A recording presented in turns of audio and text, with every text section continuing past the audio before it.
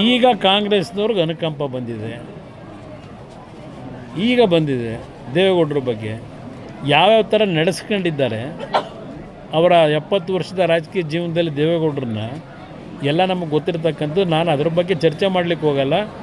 ಇವತ್ತು ಅವರಿಗೆ ಅವರ ಉದ್ದೇಶ ದೇವೇಗೌಡರ ಬಗ್ಗೆ ಅನುಕಂಪ ತೋರಿಸಿರೋದು.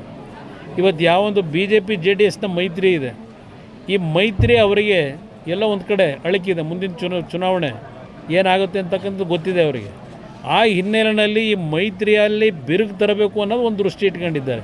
ಈಗ ಅರ್ಜಿ ನಾವು ಹಾಕಿದ್ದೀವ, ದೇವೇಗೌಡರನ್ನು ಕೊಡಿ ಅಂತ ಕೇಳಿದ್ದಾರಾ? ಅದು ಯಾವುದೋ ನಮಗೆ ಸಂಬಂಧ ಇಲ್ಲದೆ ಇರೋದು. ಅವ್ರ ಪಕ್ಷದ 60 ಜನ ಶಾಸಕರಿದ್ದಾರೆ. ನಾವು ಕೊಡಿ ಅಂತ ಕೇಳಿದರೆ ಸಾರ್ವಜನಿಕವಾಗಿ ಯಾವ ರೀತಿ ದೇವೇಗೌಡರ ಬಗ್ಗೆ ಪ್ರತಿಕ್ರಿಯೆ ಬರ್ಬೋದು. ಇವತ್ತು ಕೆಲವರು ಚರ್ಚೆ ಮಾಡ್ಬೋದು, ಅಯ್ಯೋ ದೇವೇಗೌಡರು ಇದ್ದಿದ್ದರೆ ಅಲ್ಲಿ ಧ್ವನಿ ಎತ್ತವರು ಅಂತೇಳಿ, ಅದು ಬೇರೆ ವಿಷಯ. ಅವರು ಅಧಿಕಾರದಲ್ಲಿ ಇರಲಿ ಇಲ್ಲದೆ ಹೋಗಲಿ, ಧ್ವನಿ ಎತ್ತಿರ್ತಕ್ಕಂಥದ್ದು ಹಲವಾರು ಉದಾಹರಣೆ ಕೊಡಬಲ್ಲೆ. ಇವತ್ತು ಒಂದು ಉದಾಹರಣೆ ಕೊಡ್ತೀನಿ ನಿಮಗೆ.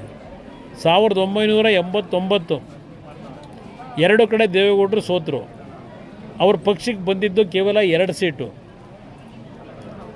ಆ ಸಂದರ್ಭದಲ್ಲಿ ಅವತ್ತಿನ ಕಾಂಗ್ರೆಸ್ ಸರ್ಕಾರ ಇಲ್ಲಿ ತೆಗೆದುಕೊಂಡಂಥ ನಿರ್ಧಾರ, ನಮ್ಮ ಕಾವೇರಿ ಜಲನಯದ ನೀರನ್ನು ನಾವು ಉಪಯೋಗ ಮಾಡ್ತಕ್ಕಂಥದ್ರಲ್ಲಿ ತಮಿಳುನಾಡಿಗೂ ನಮಗೂ ಏನು ಘರ್ಷಣೆ ಇತ್ತು.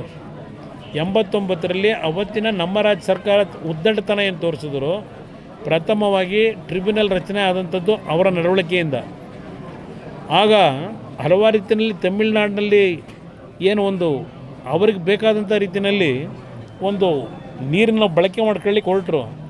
ನಿಮಗೆ ಒಂದು ನೆನಪಿಸ್ತೀನಿ, ಇವತ್ತು 2 ಕಡೆ ಸ್ವತಂತ್ರ ದೇವೇಗೌಡರು ಮತ್ತು 2 ಸೀಟ್ ಗೆದ್ದಂಥ ಪಕ್ಷ. ಆ ಸಂದರ್ಭದಲ್ಲಿ ಇಲ್ಲಿ ಬಹುಶಃ ನಮ್ಮ ಜೊತೆಲಿ ಇಲ್ಲ, ನಮ್ಮ ಯಾರಪ್ಪ ನಮ್ಮ ಲೀಡ್ರ್ ಇದ್ನಲ್ಲ, ಅಲ್ಲ ನಾನು ಬಂದಲ್ಲ ಮೈಸೂರು ಆಫೀಸಿಂದ ದುಡ್ಡು ತಗೊಂಬಂದಲ್ಲಪ್ಪ ಲಾರಿ ಕೊಡೋಕ್ಕೆ ಬಸ್ಗಳಿಗೆ, ಶಿವಾನಂದ್ ನಮ್ಮ ಬುದ್ನೂರು, ಅವರ ಮನೆಯಲ್ಲಿ ದೇವೇಗೌಡರೊಂದು ಮೀಟಿಂಗ್ ಕರೆದು ಅವತ್ತಿನ ಒಂದು ಸಂದರ್ಭದಲ್ಲಿ ನಮ್ಮ ಜನಕ್ಕೆ ಆಗ್ತಿರ್ತಕ್ಕಂಥ ಅನ್ಯಾಯಕ್ಕೆ ಅವ್ರು ಏನು ಯಾವುದೇ ಜನ ಸೋಲಿಸಿದ್ರು ಜನಗಳ ಪರವಾಗಿ ಧ್ವನಿ ಎತ್ತಿದ್ರು. ಮೈಸೂರಿನಲ್ಲಿ ಮೈದಾನದಲ್ಲಿ, ಮಹಾರಾಜ ಮೈದಾನದಲ್ಲಿ 2 ಲಕ್ಷ ಜನ ಸೇರಿಸಿ ಒಂದು ಸಭೆ ಆಯಿತು. ಅದು ದೇವೇಗೌಡರ ಬಂದಂಥ ಬದುಕು. ಅವರು ಅಧಿಕಾರಕ್ಕೋಸ್ಕರವಾಗಿ ಇನ್ನೊಬ್ಬರ ಮನೆ ಮುಂದೆ ಹೋದವರಲ್ಲ. ಪ್ರಧಾನಮಂತ್ರಿ ಅಂತ ಸ್ಥಾನನೇ 5 ವರ್ಷ ಉಳಿಸ್ಕೊಳ್ಳೋಕೆ ಅವಕಾಶ ಇದ್ದಿದ್ದನ್ನು ಸ್ವಾಭಿಮಾನಕ್ಕೆ ಧಕ್ಕೆ ಆದರೆ 1 ನಿಮಿಷ ಇಲ್ಲಿರಲ್ಲ ಅಂತ ಬಂದಂಥವ್ರು. ಈಗ ರಾಜ್ಯಸಭಾ ಸೀಟಿಂದ ಅವ್ರ ಶಕ್ತಿ ಅವರು ಹೋರಾಟ ಮಾಡಬೇಕಾ? ಅವ್ರಿಗೆ ಬೇಕಾಗಿರೋದು ಭಗವಂತ ಕೂಡ ಆರೋಗ್ಯ.